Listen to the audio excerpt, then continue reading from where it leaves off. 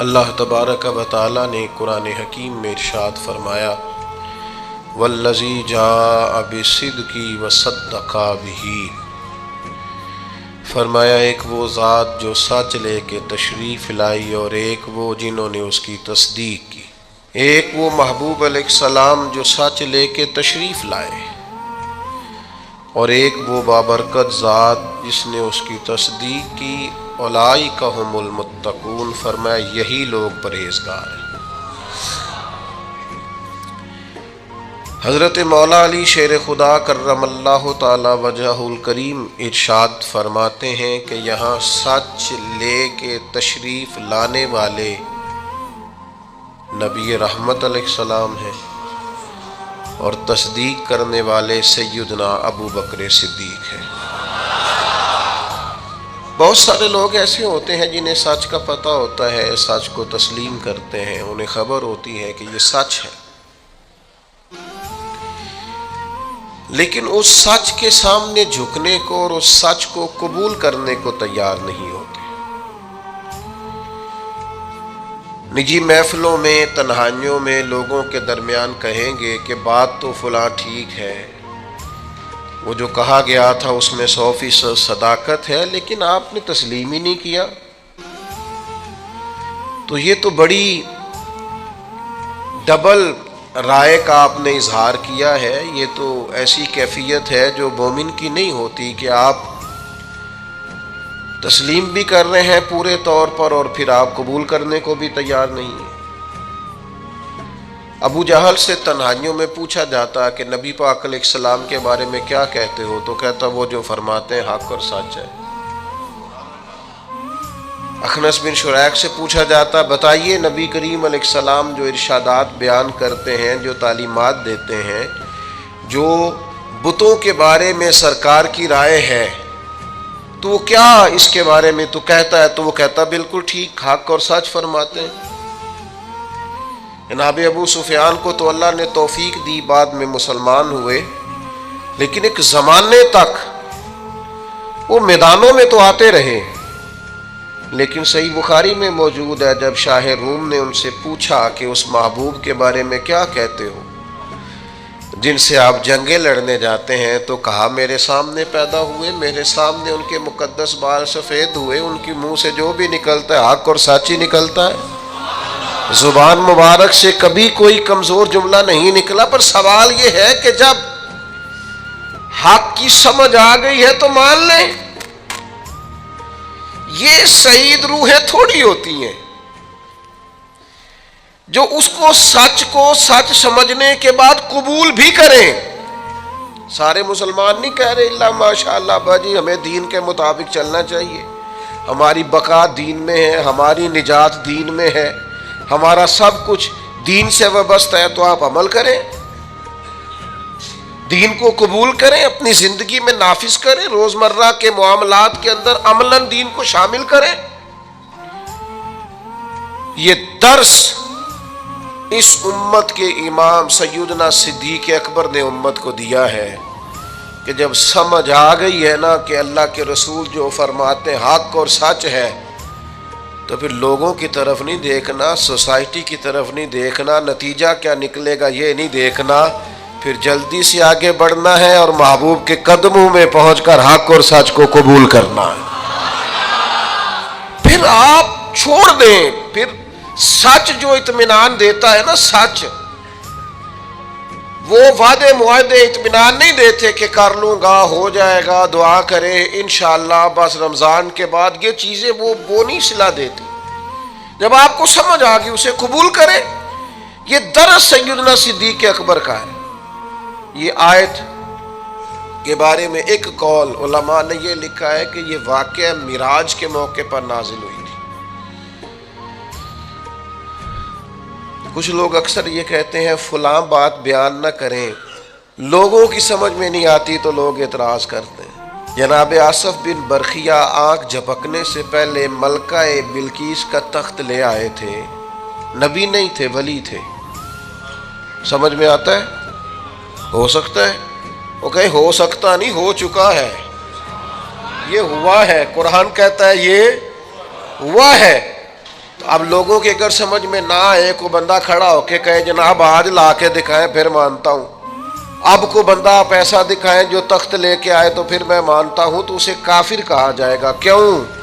اس لیے کہ قرآن نے جسے بیان کیا تو کیسے انکار کر رہا ہے؟ پر لوگوں کی سمجھ میں آتا، تو اب جو لوگوں کی سمجھ میں نہیں آتا اسے بیان ہی نہ کریں۔ سب سے زیادہ ادراک رکھتے ہیں نبی کریم علیہ السلام اس بات کا کہ یہ بات سمجھ میں آئے گی، اور یہ سمجھ میں انسانی نفسیات کے سب سے بڑے ماہر نبی رحمت علیہ السلام ہیں۔ حضور سے زیادہ انسانی نفسیات کا ماہر کوئی نہیں۔ حضور معراج پہ گئے، واپس آ کر نبی پاک صلی اللہ تعالی علیہ وسلم نے واقعہ معراج کو بیان کیا، اور وہ جو واقعہ معراج جو نص قطعی ہے جسے قرآن نے بیان کیا ہے، لیلم من المسجد الحرام الی المسجد الاقصی، رات کے تھوڑے سے حصے میں مسجد حرام سے لے کر مسجد اقصی تک۔ اب وہ ہفتوں اور مہینوں کا سفر ہے، اب اس کو آپ کہیں صرف مسجد حرام سے مسجد اقصی، باقی معراج نہیں، وہ بھی لوگوں کی سمجھ میں نہیں آ رہا تھا۔ امام حاکم نے صحیح روایت نقل کی ہے، سیدہ عائشہ صدیقہ رضی اللہ تعالیٰ عنہ فرماتی ہیں جب حضور نے واقعہ معراج بیان کیا ہے نا، تو بہت سارے ایسے لوگ تھے جو کلمہ پڑھتے تھے، مسلمان ہو چکے تھے، لیکن حضور کا واقعہ معراج سن کر مرتد ہو گئے۔ انہوں نے کہا ہماری سمجھ میں نہیں آتا۔ ایک ہے حضور کو ماننا، ایک ہے نبی پاک کی ساری شانوں سمیت مدینے والے کو ماننا۔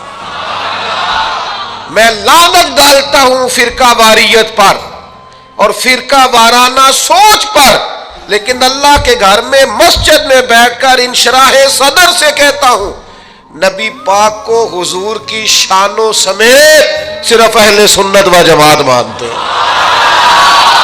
انشراح صدر سے کہتا ہوں، شانوں سمیت، اور اتنا تگڑا مانتے ہیں کہ میں وہ سنی ہوں جمیل قادری مرنے کے بعد میرا لاشا بھی کہے گا صلاۃ و سلام۔ یہ سمجھ لیں آپ بات، یہ کیا بات ہوئی؟ او مننا بھی کہتا مننا ہے، کدے مان لے آتے کدے منے ہی نہ، یہ کیا فلسفہ ہوا بھائی؟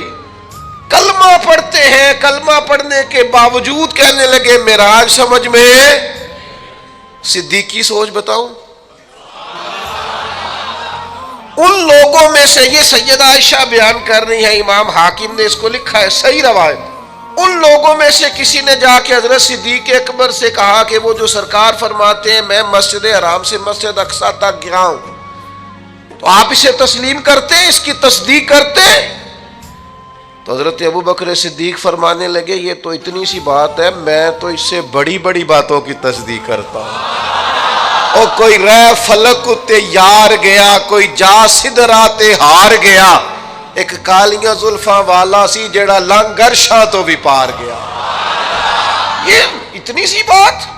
محبوب تو جو کہہ دے، جو فرما دے، سانو قید سجن دا گہنا ہے، او جنج رکھے ایسا اونج رہنا ہے۔ یہ فلسفہ حیات ہے بندہ مومن کا۔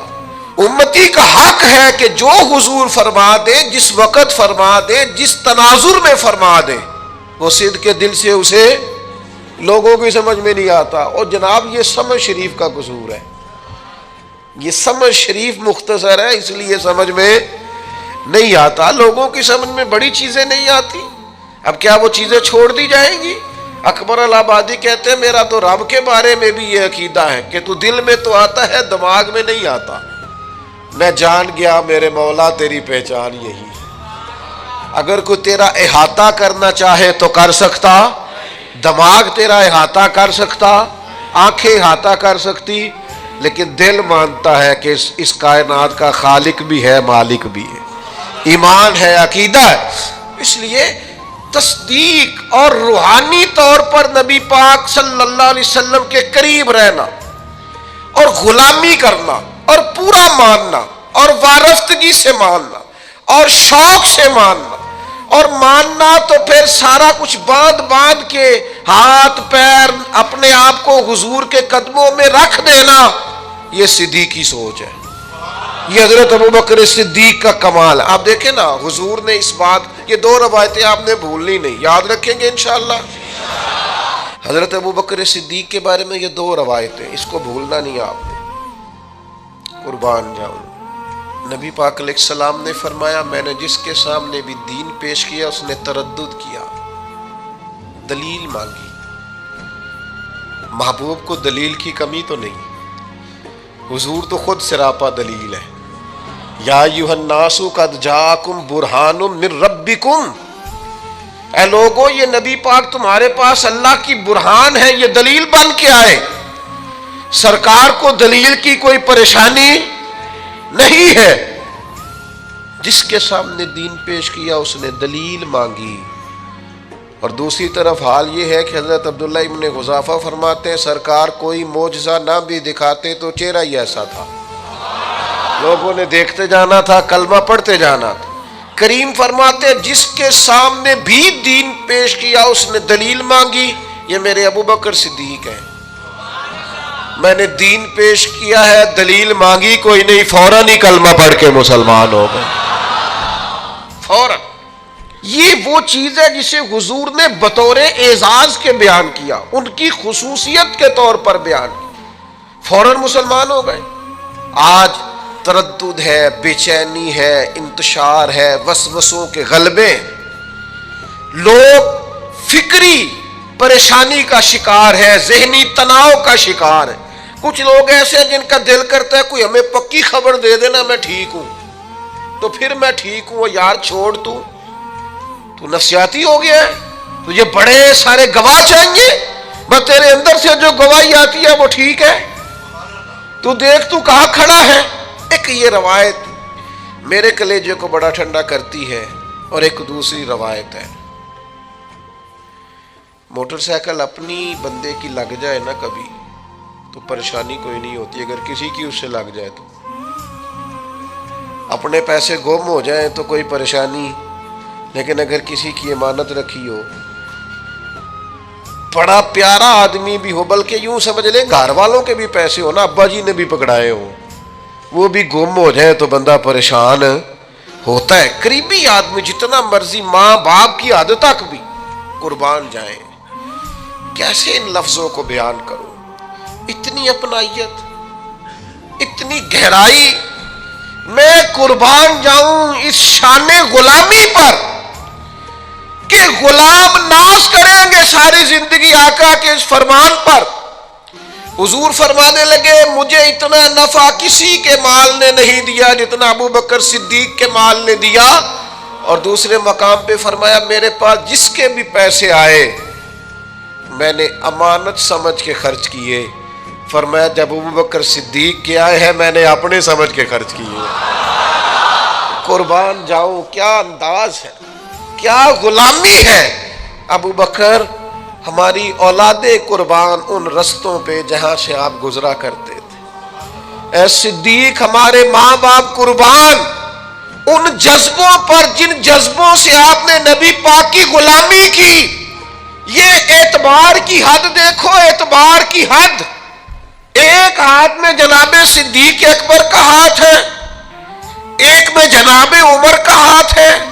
حضور مسجد نبوی شریف سے برآمد ہو رہے, سامنے کسی نے دیکھا تو وہ مقدر پہ ناز کرنے لگا, کیا مقدر ہے صدیق و فاروق کے. اش کر اٹھا کا حضور قربان جاؤں, اتنا لطف. اس ہاتھ میں جناب ابوبکر کا ہاتھ تھاما, اس میں حضرت عمر کا. وہ آدمی سخت محو حیرت تھا کہ حضور اتنے بڑے مقدر کہ آپ نے ہاتھ تھام رکھا ہے. تو حضور فرمانے لگے تو اتنی بات پہ پریشان اور حیران ہے, تو اتنی بات پہ حیرت زدہ ہے. میں تو جب قیامت کے دن اپنی قبر سے نکلوں گا, مزار پر انوار سے نکلوں گا, تو سیدھے ہاتھ میں ابوبکر کا ہاتھ ہوگا, دوسرے میں عمر کا ہاتھ ہوگا. ہر نظر کانپ اٹھے گی محشر کے دن, اور خوف سے ہر کلیجہ دہل جائے گا. پھر اوڑھ کر کالی کملی وہ آ جائیں گے, سارے محشر کا نقشہ بدل جائے گا.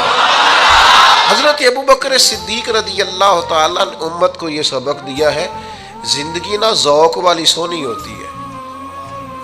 زندگی محبت والی پیاری ہوتی ہے. زندگی آپ کسی جگہ بھی کسی بھی ذوق کو چھوڑ دینا، یعنی بندہ اپنے ماں باپ کی خدمت بھی کرے تو ذوق سے ہی کرے تو ٹھیک ہے، لیکن اگر وہ 3 دن ہسپتال رہنا پڑے اور چوتھے دن وہ بڑے بھائی کو فون کرے نا تو جب آ جا یار اب میرا بھی کام رکا ہوا ہے، مزہ نہیں آیا، پریشانی ہو گئی.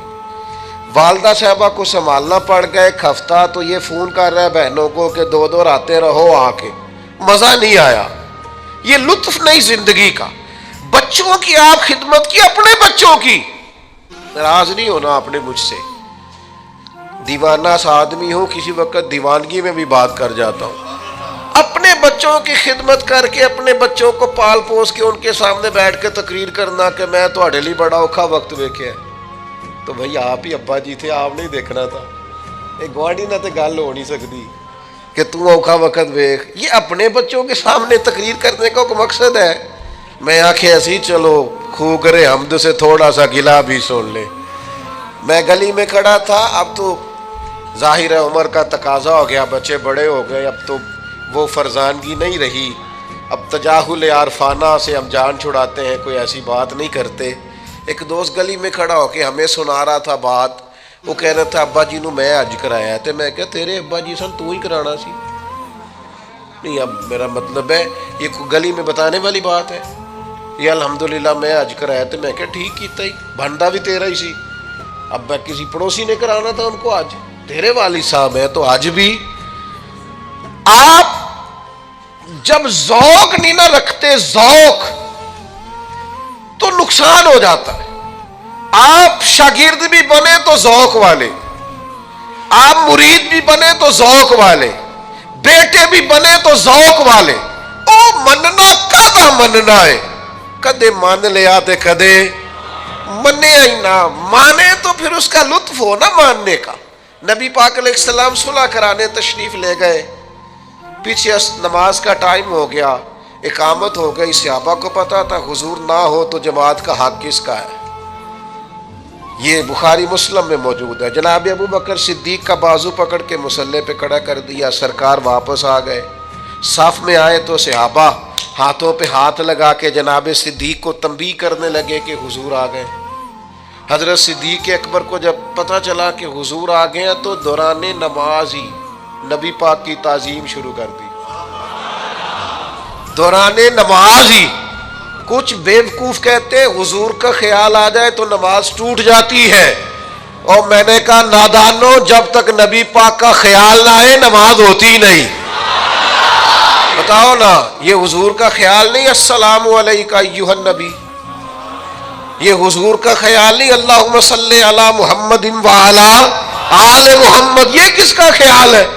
کہاں بیٹھ کے لکھتے ہو اور بولتے ہو، سمجھتے ہی نہیں کہ کیا کہہ رہے ہو. این حالت نماز میں حضور کی تعظیم، این حالت نماز میں. ایک قدم پیچھے ہٹایا تو نبی پاک بھی حالت نماز میں کہہ رہے ہیں پڑھاؤ نماز، اور حضرت صدیق اکبر پیچھے ہٹ رہے حالت نماز پڑھا کے میں تے ول ویکھا، مینو کعبہ بھول گیا آئی، بھول گئیاں نی سب سوم صلاتاں، کو یار دا فکر پہ آئی. اگر تو راضی ہو جائے تو کہہ دے کہ میں راضی ہو گیا. ان نماز پڑھا کے تے ول ویکھا، کعبہ تے بھول گیا، بھول گئیاں نی سب سوم صلاتاں، مینو یار دا فکر پہ آئی. سرکار کھڑے ہو گئے مصلی امامت پہ، نماز مکمل کی اور لبوں پہ مسکراہٹ. کریم فرمانے لگے جب میں نے کہا تھا جماعت کراؤ تو کرانی چاہیے تھی نا. حضرت ایک ہی جملہ حضور نے کہا اور جواب میں ایک ہی جناب صدیق نے کہا، لمبی بات نہیں ہوئی. کہا تھا جب تو جماعت کرانی چاہیے تھی نا. عرض کرنے لگے یا رسول اللہ، ابو قحافہ کے بیٹے کی اتنی جرت بھی نہیں کہ آپ کے سامنے کھڑے ہو کے جماعتیں کریں. میں ابو قحافہ کا پتر ہوں، آپ کے سامنے امام بنوں؟ میں سمجھتا ہوں یہ میرے لیے ٹھیک نہیں. دوستو، شوق ہو، ذرا ذوق ہو، ذرا وارفتگی ہو، ذرا درد ہو، ذرا کیف ہو. نالائق بیٹا ہے، نالائق بیٹا جس کا باپ اسے کھول کے کام نہیں بتاتا، لائق بیٹا ہے جس کا باپ فوراً کہے پتر فلاں کر کیا، لائق بیٹا ہے۔ نالائق شاگرد ہے جس کا استاد اسے کام کوئی نہیں بتاتا، نالائق ہے۔ اور جس کے استاد اور مرشد جم جم فون اسی کو کرے نا، اے بھی تو کرنا ہے تے، اے بھی تو کرنا ہے تے، یہ غلامی، یہ ذمہ داری، یہ ناز ہوتا ہے۔ بھائیو ہمیں سمجھنا چاہیے، دین میں جب تک ذوق نہیں ہوگا، شوق نہیں ہوگا، وارفتگی نہیں ہوگی۔ میں حرم شریف تھا، ایک صاحب مجھ سے کہنے لگے آپ کیا فرماتے ہیں، زیادہ عمرے کیے جائیں کہ زیادہ غریبوں کو دیا جائے؟ میں نے کہا آپ کا دل کیا کہتا ہے؟ کہتا زیادہ غریبوں کو دیا جائے۔ میں نے کہا ٹھیک ہے، آپ غریبوں کو زیادہ دیں، نفلی عمرہ نہ کریں۔ تو مجھے کہنے لگے آپ نے اپنے بارے میں کچھ نہیں بتایا۔ میں نے کہا میری رائے یہ ہے کہ غریبوں کو بھی دب کے دیا جائے اور حضور کی حاضری بھی بار بار دی جائے۔ میری رائے تو یہ ہے، اس لیے کہ کچھ لوگ ایسے ہیں جو رہ نہیں سکتے، ان کی مجبوری ہے، پیار جو ہو گیا ہے، ان کی کیفیات کا رنگ۔ کہنے لگے یہ دو فتوے کس طرح ہوتے ہیں؟ میں نے کہا ہوتے ہیں، دو فتوے ہوتے ہیں۔ حضرت ابی بن کعب نے کہا یا رسول اللہ سارا مال اللہ کے راستے میں دینا ہے؟ فرمایا نہ بھائی، تیسرا حصہ سارا نہیں لینا، تیرے بچے بعد میں پریشان ہوں گے۔ حضرت ابو لبابہ نے کہا یا رسول اللہ سارا دینا ہے؟ فرمایا نہ بھائی، تیرے بچے بعد میں پریشان ہوں گے۔ حضرت سعد بن ابی وقاص نے کہا سارا اللہ کے راستے میں دینا ہے؟ فرمایا نہ بھائی، ان کے لیے فتویٰ اور ہے۔ ابو بکر صدیق سارا ہی لے آئے، فرمایا تو لے آ، تیری خیر ہے، تیرا سارا ہی قبول ہے، تیرے لیے کوئی مسئلہ نہیں ہے۔ میں کیسے آپ کو بتاؤں کہ اولاد بزدل کر دیتی ہے، اپنے لیے انسان اتنا پریشان نہیں ہوتا جتنا بچوں کے لیے ہوتا ہے۔ جوان بیٹیاں تھیں جناب صدیق اکبر کے گھر میں، لیکن سارا مال ہجرت کی رات لے گئے۔ حضرت اسماء بنت ابی بکر سردار کی بیٹی، لیکن ابو جہل نے آ کے پوچھا کہاں لے گئے ہیں نبی پاک کو تیرے والد؟ جناب اسماء کہتی ہیں اس سختی کے ساتھ مجھ سے پیش آیا کہ میرے رخسار پہ تھپڑ بھی مارا۔ کس کے لیے؟ حضور کی بارگاہ کے لیے۔ مسلمان دین پر عمل کرتا ہے تو اس کے اندر وہ کیفیات نہیں، وہ جذبات نہیں۔ علامہ اقبال کہتے ہیں بجھی عشق کی آگ اندھیر ہے، اب یہ مسلمان نہیں، یہ خاک کا ڈھیر ہے۔ اب تو یہ خاک کا ڈھیر ہے، کوئی بھی ہوا چلائے گا، پنکھا چلائے گا، یہ اڑ جائے گا۔ وہ جو عشق کے ساتھ حضور کے لیے رکے ہوئے تھے وہ پہاڑ تھے اصل، ہم نے وہ ذوق نہیں سمجھا۔ اور پھر ایک اور بات بھی آپ کو عرض کروں، ایک ہے شریعت کا حکم، ایک ہے اللہ رسول کا حکم، اور ایک ہے رب رسول کی مرضی۔ زیادہ مشکل بات نہیں ہے، بس سمجھنے کی کوشش کرنا۔ ایک ہوتا ہے حکم اور ایک ہوتی ہے، فرمایا طلاق دینا گزارا نہ ہو تو اجازت ہے، پر یہ مرضی تو نہیں نہ طلاقیں ہو۔ کسی نے کسی کو مارا تو مشیت الہی یہ ہے کہ بندہ مر جائے گا، پر اللہ کی رضا تو نہیں کوئی کسی کو مارے۔ مشیت، شریعت، حکم اور ہے اور مرضی اور ہے۔ آپ کسی کو گولی مار دیں وہ مر گیا، حکم الہی آ گیا، امر ہو گیا، لیکن یہ اللہ کی رضا، مالک کو پسند تو نہیں کہ کوئی مسلمان کسی کو مارے۔ بات سمجھ رہے ہیں؟ وہ کہتے جی میں نا حضرت صاحب نو، استاد صاحب نو پوچھ کے چھٹی لے کے آیا، او بھائی تو چھٹی منگی سی تینوں دے چڑی، ورنہ مرضی تو دیکھ بھلا، ان کی مرضی تھی کہ تو جائے۔